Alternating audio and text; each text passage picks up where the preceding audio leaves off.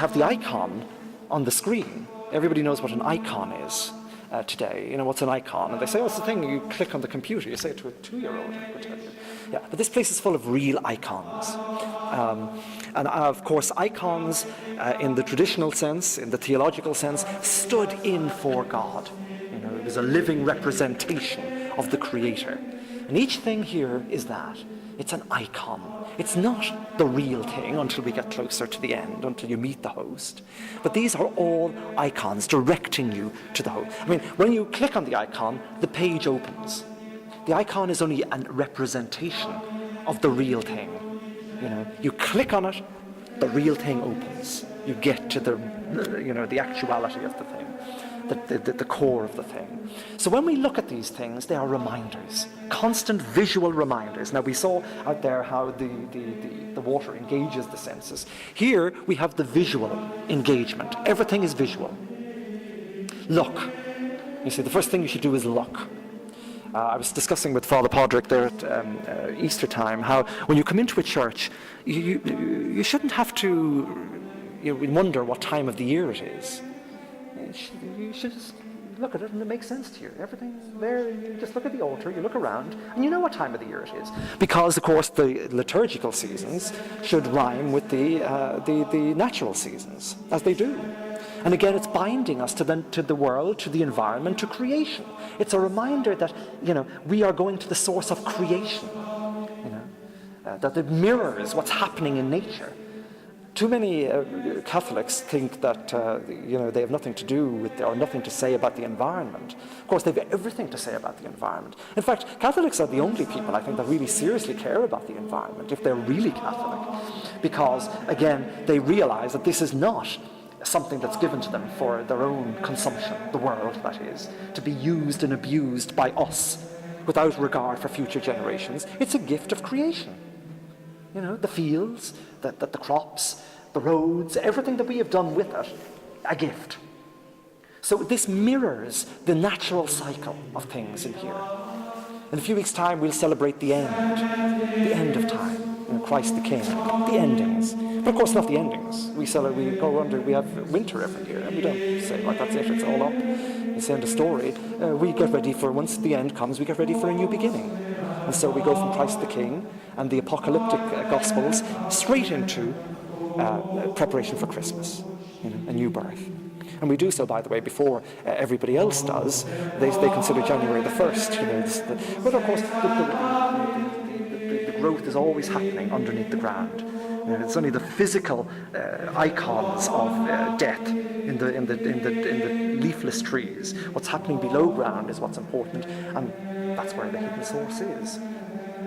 So when we look at the shrines then, which are, of course, in every church, multiple shrines, we get that sense of the icon, the icon. Now, of course, these are not the real thing.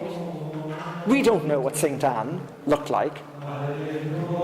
We have no idea what she looked like. In fact, we have no idea what the Virgin Mary looked like, let alone our Lord. So they're icons. They are representations of the real thing.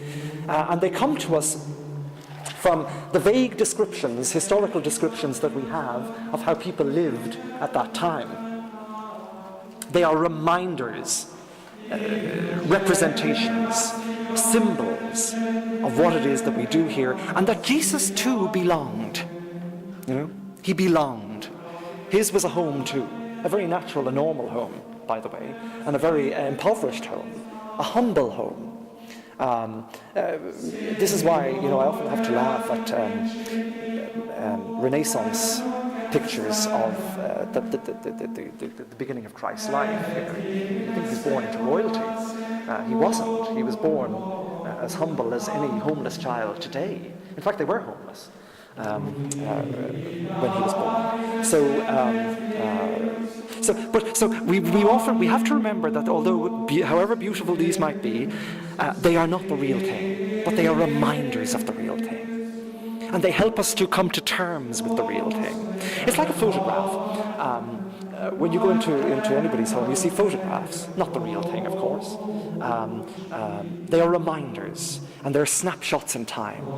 And then they bring us to a point in time like the ones that we have there displayed of the parish community. That's not the parish community on that board. This is the parish community. When you come into this church when there's nobody in it, that's the parish community. You can feel, everything in here is endowed with what the German romantics like to call spirit. Everything was made. You can tell a story about the chair, the design of the chair. You look at the little thing at the back which tells you who made the chair. You can trace the chair back to its origins. And the same too with these things. They are endowed with spirit. The spirit of the makers, the spirit of the creators, and their relationship to their religion and to their theology. The theology of the time that was in the air. They didn't learn this stuff. It was in the air, which is not nowadays. And that's why I think the experience will become even more precious to the youngsters, because the children of Siberia, as I'm referring, because while it was the norm for us, and the norm becomes very stale very quickly, it's not the norm for them.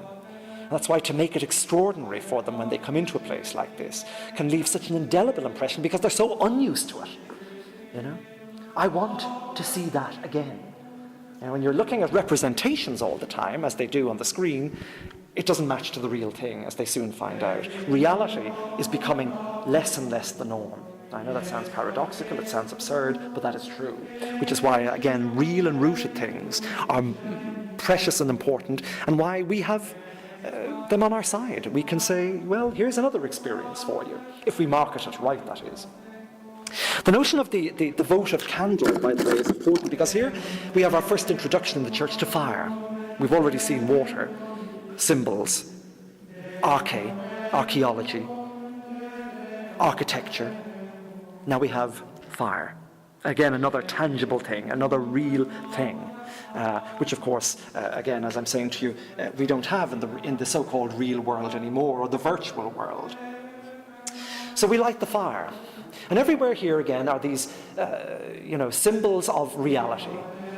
Fire, food, water, oil, wine, wax, all of it, real stuff. Bringing us down to earth and showing us how the earth is infused with the spiritual. So we light the fire. Now this notion of the votive candle is, again, to remind us of the saints and the dead, and to pay homage to them. It's the symbolism is quite recent, actually. It's only a couple of 100 years old, well, 400 years old, and it's symbols of, these votive candles are symbols of, as they put it in the old missals, prayers of the worshipper is offering for him or herself or for other people. It's simple as that. They are symbols of the prayer. But notice that it's fire that is a symbol of the prayer to the saint, or to, and when we bring the petitions and the intentions of the living, the dead, and the unborn to the saint, or to Christ himself, if he's depicted here, we are leaving the prayer burning in fire. We want it to burn into the very center of the saint, into the very core of the saint. We want it to burn there and exist after we leave. We say our prayer. A man came in while we were here. He knelt down, he said his prayer, nothing to light. If there was something there to light, he probably would have lit the candle. And what remains after he's gone? The fire continues to burn, the fire of his prayer.